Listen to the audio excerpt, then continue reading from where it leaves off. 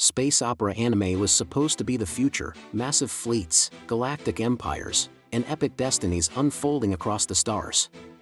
The OVA era was a gold rush for these stories, a time when studios poured millions into creating the next big thing.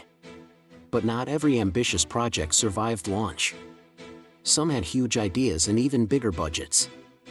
But for one reason or another, they just never found lasting success. Today we're diving into the forgotten history of space opera OVAs that aimed for the cosmos and missed. First up, Golf Force: Eternal Story from 1985. This series launched with monumental ambition. It wasn't just about space wars. It had deep lore, mysterious alien civilizations, and a long-term story plan that was meant to span years. It absolutely gained a cult following, and for good reason. The designs were slick, the action was intense, and the all-female cast was a bold choice. However, as more sequels and side stories were released, the franchise struggled to maintain that initial momentum.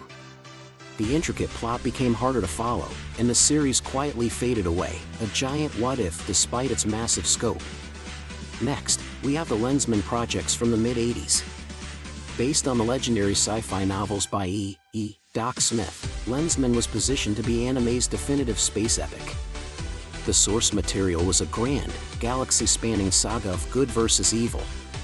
The 1984 movie even featured groundbreaking early CGI, which was mind-blowing at the time. But despite having this incredible foundation, the anime adaptations just couldn't quite capture the magic for a mainstream audience. They struggled to connect, and the dream of a long-running saga like the novels never materialized. Then there's Crusher Joe. After the massive success of the 1983 movie, which was a rollicking space adventure, creating a series of OVAs to expand the universe seemed like a no-brainer. The Crushers were a team of sci-fi troubleshooters for hire, a perfect setup for episodic adventures. But the timing was off. The OVAs received a mixed reception, and the anime landscape was rapidly changing. New trends were emerging, and the classic adventure vibe of Crusher Joe got lost in the shuffle. The potential was absolutely there, but the moment had passed. Let's talk about Birth from 1984. This OVA was marketed as a revolutionary sci-fi epic. Its promotional material was everywhere, promising a visual feast unlike anything seen before. And honestly, it delivered on the visuals. The designs were bold, the animation was fluid, and the scale felt cosmic. But the story?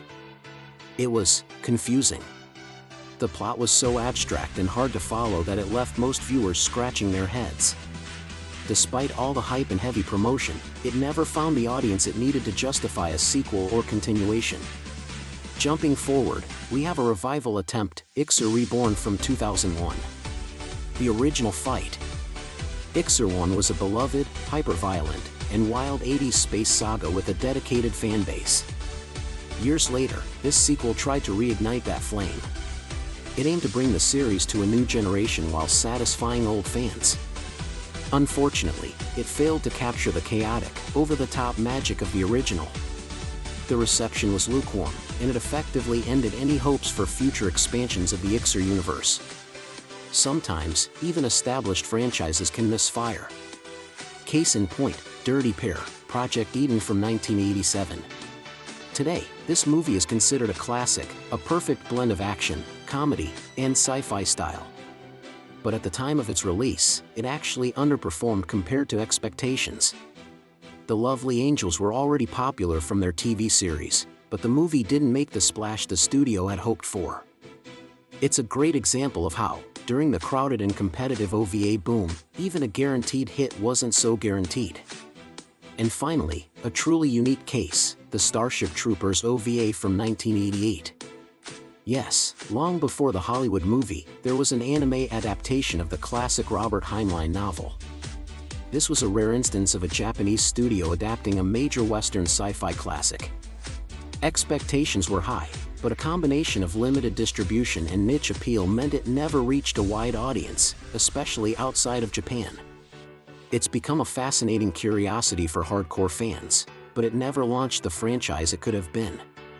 These space operas didn't fail because they lacked imagination or ambition. They failed because the OVA market was risky, incredibly expensive, and brutally unforgiving. But their stories are still important. They push the boundaries of animation and storytelling, and without these bold, forgotten attempts, anime wouldn't have evolved the way it did. For part 20, what should we explore next? Let us know in the comments. OVAs that were never finished, the absolute weirdest OVAs ever made, android and cyborg OVAs, anime with that perfect 80s city pop vibe, or even workplace slice of life anime. Thanks for watching, and be sure to follow for more forgotten anime history.